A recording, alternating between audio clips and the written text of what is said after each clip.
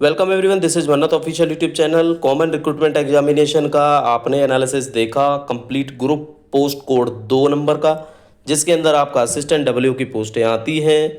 तो बेसिकली आपको आइडिया लग गया होगा कि आपके कितने परसेंट चांसेस हैं, क्योंकि रैंक वाइज कैटेगरी वाइज वो एनालिसिस आपके सामने हमने रखा। अभी एनालिसिस की बात करेंगे, वो आपका ग्रुप पोस्ट कोड 3 का है। पोस्ट कोड 3 के अंदर LDC, UDC, data entry operator की पोस्टें हैं जो आती हैं, जो लेवल 2 से लेकर लेवल 4 तक की पोस्टें होती हैं। तो लास्ट वीडियो में क्या था, आप लोगों ने काफ़ी सारे बच्चे हैं जिन्होंने कमेंट किया कि 335 वाला बच्चा रैंक 1 कैसे हो सकता है। तो हमने भी चेक किया, 375 मार्क्स मैक्सिमम है तो वो रैंक 1 है, तो ये रैंक 1 कैसे है। तभी उस वीडियो को डिलीट कर दिया गया। तो ये आपके सजेशन हम इस वीडियो में भी पहले पुट कर देते हैं कि अभी भी अगर डेटा में गलती लगती है आपको तो आप कमेंट कर सकते हैं, बिकॉज पूरा का पूरा डाटा री एनालिसिस किया है और दोबारा से वैसे ही कैटेगरी वाइज आपको लिस्ट हम प्रोवाइड कराएंगे। तो हमारे मन्नत ऑफिशियल यूट्यूब टेलीग्राम चैनल पर आपको पॉसिबिलिटी है कि वीडियो के बाद में सबसे पहले तो वो प्लस मेंबर्स के लिए अवेलेबल होने वाली है वो शीट, उसके बाद आपके लिए अवेलेबल हो जाएगी। प्लस मेंबर्स वो मेंबर्स हैं जिन्होंने एमसीआरई की प्रिपरेशन के लिए चैनल को ज्वाइन किया था। तो बच्चों, कंप्लीट एनालिसिस आपको मिलने वाला है इस वीडियो के अंदर ग्रुप पोस्ट कोड 3। तो बड़े वेटिंग में हैं बच्चे जिनको लगता है कि एक बार डाटा देखना चाहिए और देखना चाहिए। सबसे बड़ी खुशी की बात यह है कि टोटल जितने बच्चे हैं जिन्होंने पेपर पास किया है तो वो एक अच्छी चीज़ है, चाहे सिलेक्शन ना हो। बट सिलेक्शन किन किन बच्चों का हो सकता है वो इस वीडियो के अंदर आपको बताएंगे। और टोटल जो पोस्टें हैं वो शायद आपने भी कैलकुलेट करी होंगी। ठीक है, हम अगर कहीं गलत हैं, कुछ पोस्टें बाद में कोरिजेंडम या अडेंडम से ऐड हुई हों, डिडक्ट हुई हों, तो वो आप बता सकते हो। 182 के आसपास पोस्टें हैं आपकी, जिसके अंदर क्लर्क भी है, यूडीसी भी है, एलडीसी भी है। ठीक है, 182 पोस्टों का कैटेगरी वाइज बाइफर्केशन है, वो हम आपको समझाएंगे। उसके हिसाब से रैंक लिस्ट दिखाई जाएगी और टोटल रैंक लिस्ट दिखाई जाएगी, क्योंकि जो टोटल रैंक लिस्ट है 1370 बच्चों की, क्योंकि 1370 बच्चों ने पेपर को क्वालिफाई किया था स्किल टेस्ट को, इसमें से जो पहले बच्चे होंगे वो ही जनरल के अंदर जाते हैं। इसलिए जनरल की 94 सीटें होने के बाद भी 94 बच्चों का जनरल में सिलेक्शन नहीं होता है। तो कितने बच्चों का होता है इसी वीडियो में जानेंगे। वीडियो स्किप मत करना बिल्कुल भी, क्योंकि अगर स्किप करोगे, कुछ डेटा जो आपके समझ नहीं आया आप कमेंट करोगे, तो पॉसिबिलिटी है कि उसका आंसर नहीं मिलेगा आपको। क्योंकि इतने सारे इंडिविजुअल अगर कमेंट्स या ईमेल्स आते हैं जिसका जवाब हम वीडियो में डिस्क्रिप्टिवली आपको दे चुके हैं, वो फिर एक टाइम वेस्टिंग वाली बात हो जाती है। तो प्लीज़ रिक्वेस्ट यही है कि आप पूरा वीडियो देखें, समझें इस स्ट्रेटेजी को, क्योंकि पूरा का पूरा जो मेरिट प्रिपरेशन का तरीका होता है वो हर एक रिजल्ट का एज इट इज होता है, जैसा एमसीआरई के अंदर है। तो ये वीडियो अगर आप देख लोगे, एक बार समझ लोगे, लाइफ में दोबारा से ये समझने की जरूरत नहीं पड़ेगी कि जनरल में एससी के कैंडिडेट क्यों सिलेक्ट होते हैं, जनरल में ओबीसी के कैंडिडेट क्यों सिलेक्ट होते हैं। और एक बच्चा जिसकी रैंक अच्छी है वो ओबीसी का था, फिर भी जनरल में सिलेक्ट क्यों नहीं हुआ, वो ओबीसी में क्यों हुआ, क्योंकि उसने एज रिलैक्सेशन लिया हुआ है। ये सारे के सारे फैक्ट इस वीडियो में स्टार्ट करने वाले हैं, बताने वाले हैं। तो बच्चों, अगर फर्स्ट टाइम व्यूअर हो तो चैनल को सब्सक्राइब कर लो, वीडियो लाइक करना, बिकॉज डेटा एनालिसिस करने में बड़ा टाइम लगता है। स्टार्ट करते हैं वीडियो, चलो। तो बच्चों, ये रैंक वाइज लिस्ट है आपकी ग्रुप कोड नंबर 3, जिसके अंदर junior administrative assistant, senior administrative assistant, lower division clerk, upper division clerk और आपका डेटा एंट्री ऑपरेटर आता है। इसमें है क्या, इसमें उन बच्चों को इंक्लूड किया गया है जिनका एटलीस्ट 1 स्किल टेस्ट क्वालिफाइड है। 1 स्किल टेस्ट क्वालिफाइड का क्या मतलब है कि रैंक वाइज अगर उनकी रैंक अच्छी है तो उनका किसी ना किसी पोस्ट पे सिलेक्शन होना तय है, चाहे वो डाटा एंट्री ऑपरेटर में सेलेक्ट हो, चाहे वो क्लर्क में सेलेक्ट हो, चाहे वो यूडीसी में सेलेक्ट हो।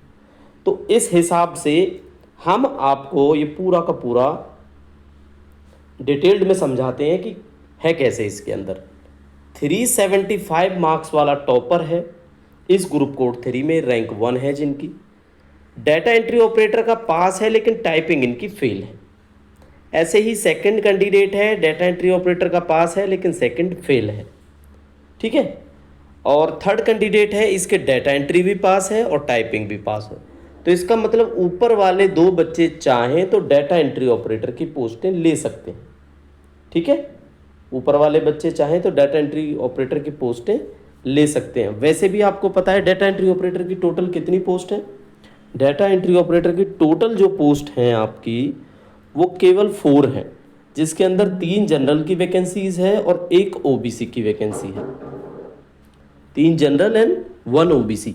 ना उसके अंदर कोई ईडब्ल्यूएस है, ना उसके अंदर कोई एससी है, ना उसके अंदर कोई एसटी है। तो अगर इस लिस्ट के अकॉर्डिंगली डाटा एंट्री ऑपरेटर की ये चॉइस बच्चे भर देते हैं तो पहला बच्चा जनरल का सेलेक्ट हो जाएगा डाटा एंट्री ऑपरेटर में, दूसरी जनरल की सीट पे ओबीसी का कैंडिडेट हो जाएगा, तीसरी जनरल की सीट पे जनरल ही होगा और चौथे जनरल की सीट पे ओबीसी होगा और यहाँ पे ये डाटा क्लोज हो जाता है अगर ये प्रीफर करते हैं डाटा एंट्री ऑपरेटर को। ठीक है, क्यों?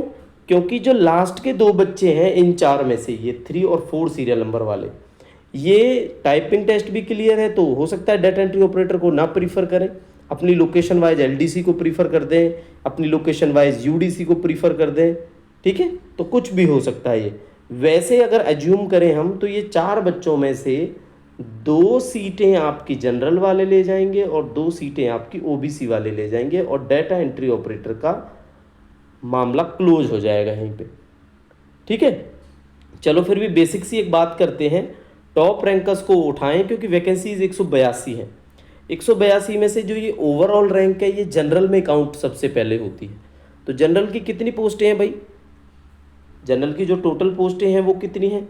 जनरल की हम आपको बताएंगे 74 तो हैं यूआर की पोस्टें, 13 हैं ईडब्ल्यूएस की, 37 हैं ओबीसी की और आपका 16 है एससी की और 15 है एसटी।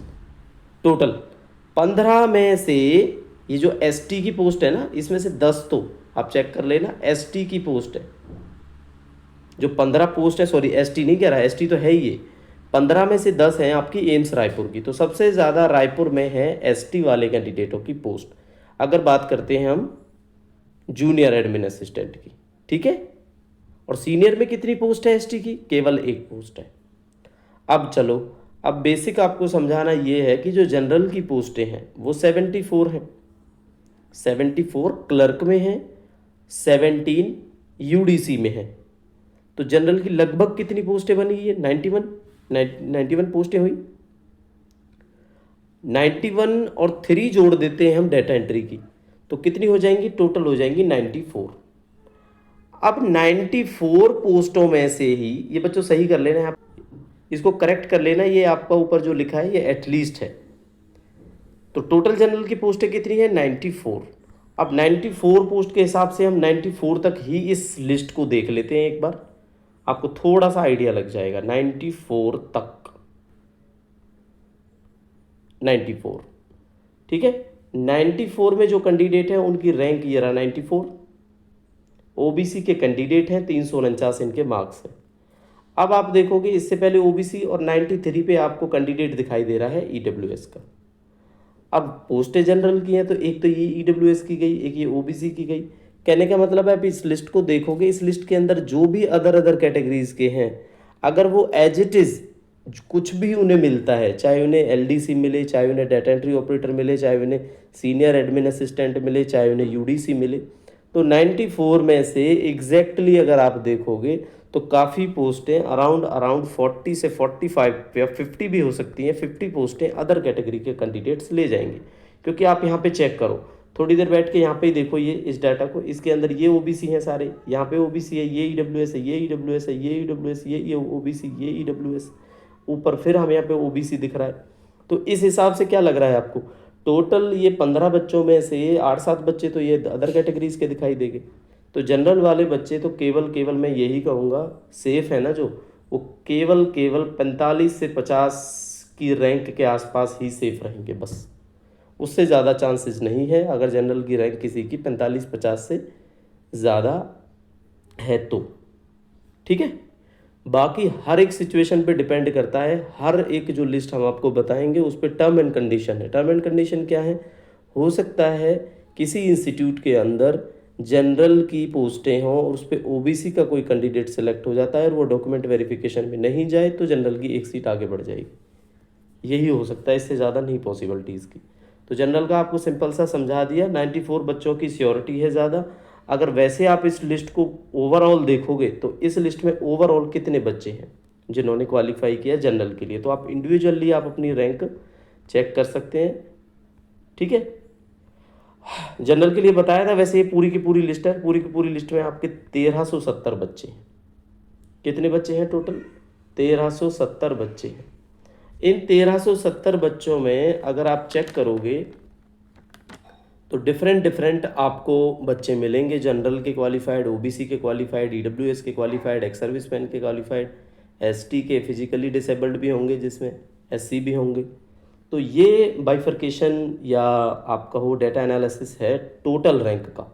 और ये जो रैंक आपको शो की है ये जनरल के ही काम आएगी, क्योंकि जनरल ही ऐसी सीट है जिस पे कोई भी ओबीसी, एससी, एसटी कोई भी कैंडिडेट सेलेक्ट हो सकता है अगर वो मेरिट ऑर्डर में है। लेकिन एक कंडीशन है, अब ओबीसी का कोई कैंडिडेट है और उसने ली हुई है एज रिलैक्सेशन, तो एज रिलैक्सेशन के बाद वो ओबीसी की सीटों पर ही सिलेक्ट होगा। तो ओबीसी की सीटें कितनी हैं? 37 सीटें क्लर्क के अंदर हैं, 2 सीटें यूडीसी के अंदर हैं, 39 होगी, और एक आपका डाटा एंट्री 40। तो 40 पोस्ट है, तो 40 में से एक पोस्ट ये बच्चा लेगा, भले ही चाहिए मेरिट पे रैंक नंबर 2 हो। ठीक है, चाहे मेरिट पे 2 हो या 3 हो, क्योंकि जिस बच्चे ने एज रिलैक्सेशन लिया है वो आपका उसी कैटेगरी में सेलेक्ट होता है। ये रूल है, ये आप याद रख लेना। शायद इससे पहले ये बात कुछ बच्चों को नहीं पता होगी। क्लियर होगा जनरल का? अब आपका समझा देते हैं नेक्स्ट। अब बच्चों आपको डाटा बताने वाले हैं जो शेड्यूल्ड कास्ट से है, रैंक वाइज डाटा है ये। तो शेड्यूल्ड कास्ट में क्या चांसेस है? सबसे पहले समझो शेड्यूल्ड कास्ट में पोस्टें कितनी है। डाटा एंट्री ऑपरेटर में कोई पोस्ट नहीं है। ठीक है, अगर चारों के चारों बच्चे वो सिलेक्ट होते हैं तो ये रैंक 5 वाला बच्चा ये डाटा एंट्री ऑपरेटर में नहीं आएगा। लेकिन 4 में से कोई भी बच्चा किसी दूसरी कैटेगरी के अंदर चला जाता है या उसने एज रिलैक्सेशन का बेनिफिट लिया है तो ये 5 नंबर वाला बच्चा डाटा एंट्री ऑपरेटर में जा सकता है। ठीक है, वैसे हम ये एज्यूम करके चलते हैं कि शायद ना जाए।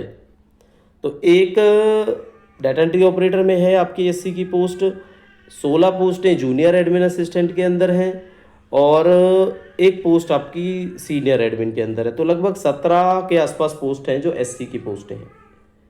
ठीक है, अगर देखो बच्चों कोई डेटा में चेंजेस होती है तो प्लीज़ आप कमेंट करके बता सकते हो, उसमें करेक्शन करने को हम बिल्कुल रेडी हैं, क्योंकि गलती है वो किसी से भी हो सकती है। ठीक है, तो 17 पोस्टों के अंदर अगर मैं आपको कहूँ कि 17 बच्चे, तो सबसे पहले तो हम 17 बच्चे देख लेते हैं एक बार।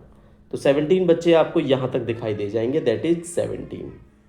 ठीक है, चलो इस चीज़ को समझते हैं। 17 यहाँ पे यानी कि रैंक हो गया 351।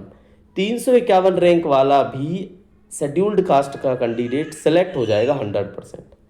ठीक है, इससे पहले एक चीज़ और समझते हैं।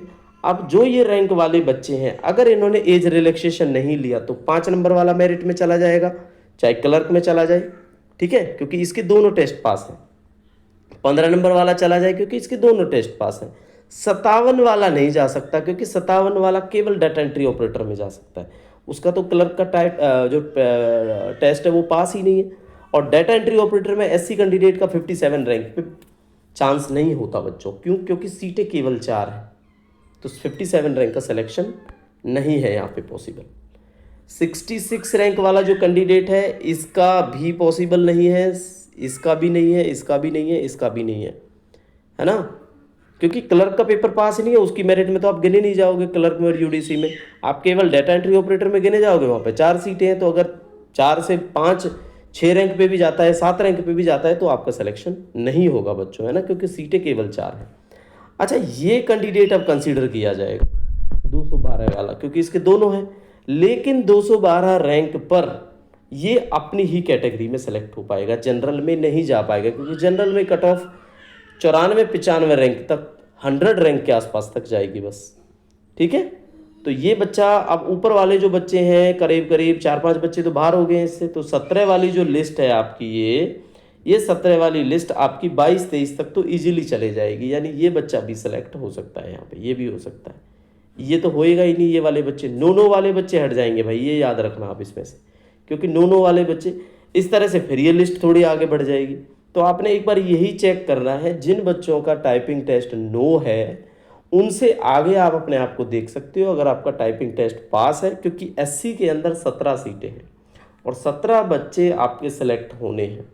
17 में से जिन बच्चों का टाइपिंग टेस्ट पास है वो बच्चे जनरल की मेरिट में जा सकते हैं। अगर जनरल की रैंकिंग 100 से उनकी कम है तो।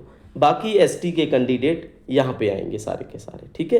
तो इसको आप अच्छे से समझ लेना। ये पीडीएफ जो दोनों हमने कराई हैं आपको, सबसे पहले हमारे प्लस मेंबर्स के लिए अवेलेबल होंगी जिन्होंने हमें ज्वाइन करा था प्रिपरेशन के लिए। उसके बाद ये अवेलेबल हो जाएंगी कुछ टाइम के बाद आपके मन्नत ऑफिशियल यूट्यूब का टेलीग्राम चैनल है सबके लिए, इसीलिए आपको वीडियो के कुछ टाइम बाद आप देख पाओगे इसको, ठीक है। तो ये कंप्लीट है। अब एससी के अंदर अगर वैसे ही जनरल पर्पस से पता करना हो कितने कैंडिडेटों ने पास किया है पेपर, तो वो देख लेते हैं बस एक बार। तो पेपर जो टोटल बच्चों ने पास किया है दैट इज 165, 165 बच्चे हैं, 65 बच्चे हैं जिन्होंने इसको पास किया है, ठीक है, 165। लेकिन ये 165 कैंडिडेट्स एससी के ही हैं, कितने परसेंट के चांसेस है वो हमने आपको बता दिए, ठीक है। चलो नेक्स्ट आपको जनरल की एक बार लिस्ट दिखा देते हैं, क्योंकि एक तो हमने टोटल लिस्ट दिखाई थी, टोटल लिस्ट में से ही जनरल के सिलेक्शन बनते हैं। फिर भी जनरल की अगर आप अलग से देखना चाहते हो तो वो हम दिखा देते हैं। तो बच्चों ये जनरल की लिस्ट है, जनरल वाइज आप चेक कर सकते हो, क्योंकि जो पहला रैंक है वो कैंडिडेट जनरल का है, 3 रैंक वाला बच्चा जनरल का है, 6 रैंक वाला बच्चा जनरल का है, 9 रैंक वाला बच्चा जनरल का है, 10 रैंक वाला बच्चा जनरल का है, 11 रैंक वाला जनरल का है। अब देखो मैं आपको एक चीज़ बताऊंगा, अब सीटें तो बच्चों 94 है जनरल की, लेकिन 94 तक तो जनरल की कट ऑफ जाएगी नहीं, है ना। तो मैंने आपको 45-50 तक बताया था, वेटिंग में कुछ भी हो सकता है, थोड़ा बहुत ऊपर नीचे हो सकता है, बट अगर आप देखोगे तो ये 50 रैंक तक, सॉरी 94 रैंक तक हम चलते हैं। थोड़ा सा उसमें क्लियर करते हैं आपको, ये रहा 94-95 के आसपास, यानी कि यहाँ पे मानो आप 92, 95 और 104 लास्ट 95 तक ही मानो आप, वैसे अब केवल 95 तक ही मानो। इसमें क्या है, कितने बच्चे आते हैं टोटल, 42। तो मैंने आपको यही बोला था बच्चों, 42-45 से लेके 50 तक के बीच में ही जनरल के कैंडिडेट सिलेक्ट हो पाएंगे बस, ठीक है। ये लिस्ट थोड़ी थोड़ी आगे बढ़ेगी, कैसे बढ़ेगी थोड़ी थोड़ी आगे, डाटा एंट्री ऑपरेटर का तो क्लियर है इनका, लेकिन ये डाटा एंट्री ऑपरेटर में जाएंगे नहीं क्योंकि उसमें तो केवल 4 सीटें हैं। अब जो बच्चा यहाँ पे नो है ना, वो लिस्ट से बच्चों बिल्कुल बाहर हो जाएगा। तो जो ये यस यस यस यस वाले हैं यही कंसीडर होंगे। ऊपर फिर ये आपको नो वाले दिखाई दिए,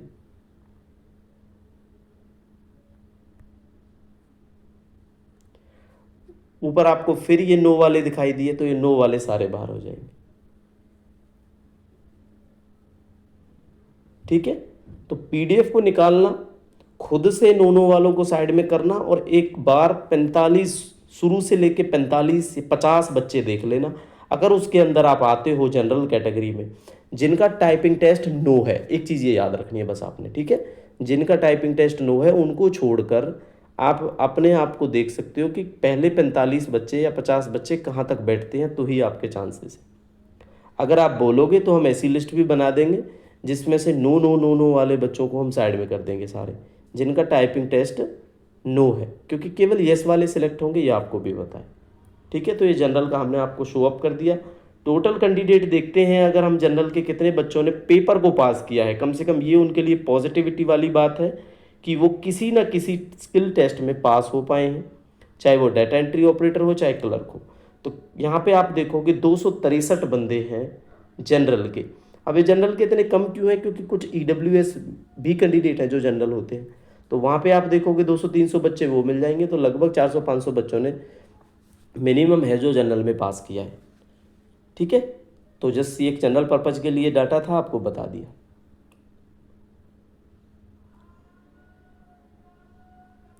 ठीक है बच्चों, इसके बाद हमारे पास कैटेगरीज बचती हैं EWS, OBC, SC, ST और आपको फिजिकली डिसेबिलिटी और एक्स सर्विसमैन वाली शीट, ठीक है।